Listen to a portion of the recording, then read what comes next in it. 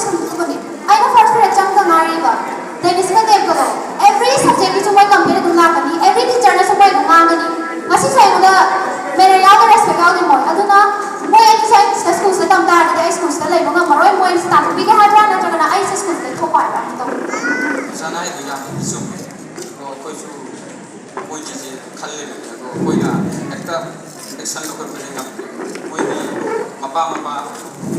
mapa mama je akana tho oi ba ji da ko ju thong na ji thong na de aduna hatta ki matang ji ti ko jana kitang ni ko ji matung da makha ta ko na mo gi to ya ba action lo khana ba hatta ki matang ji ka na kra bu si da kra bu si na to da kitang ni kai no ne sir na habi ba ya ba adu ta da ni mo ai nei da ai school to za ko su ma ma ra ai sir ya ai cha cha ra sir adu ina ti oja khang de to ru ji physical kala ki to na school ki to na oja ki to na ya me ta ko studies ki apa to number na ka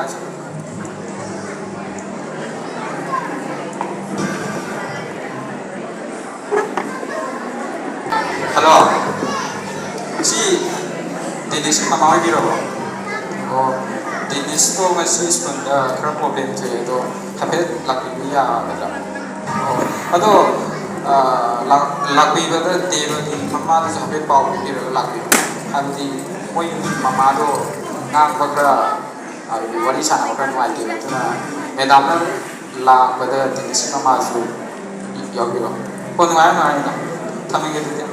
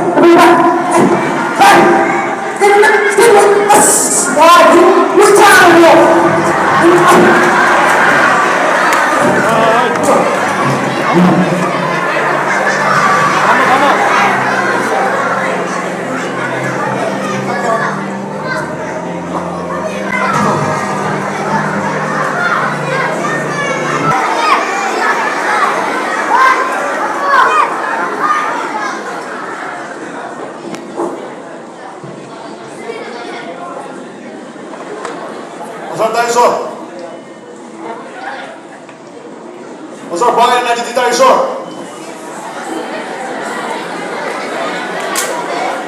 Okay, sir. Pag-alay, besar.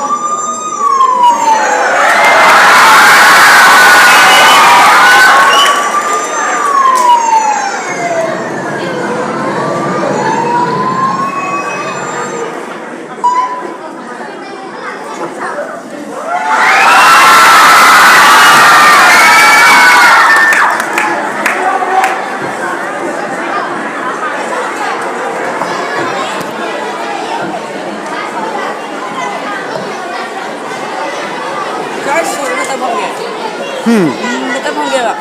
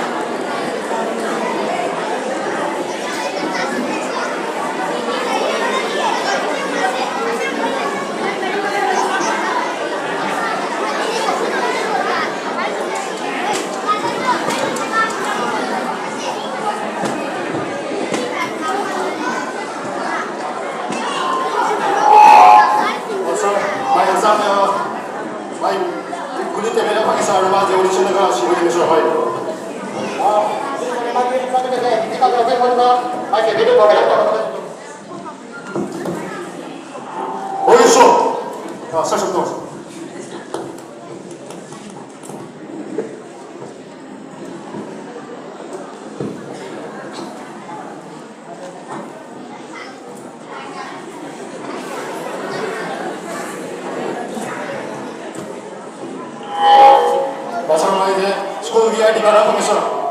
Tentu dah beliau deh. Bagai terima cerita, kamu cuba kau. Oke sir.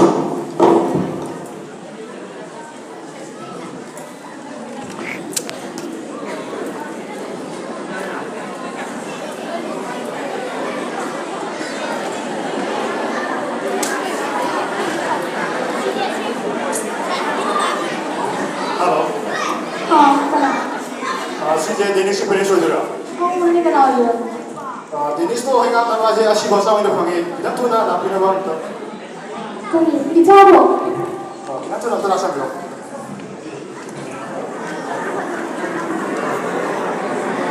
Sir, macam mana?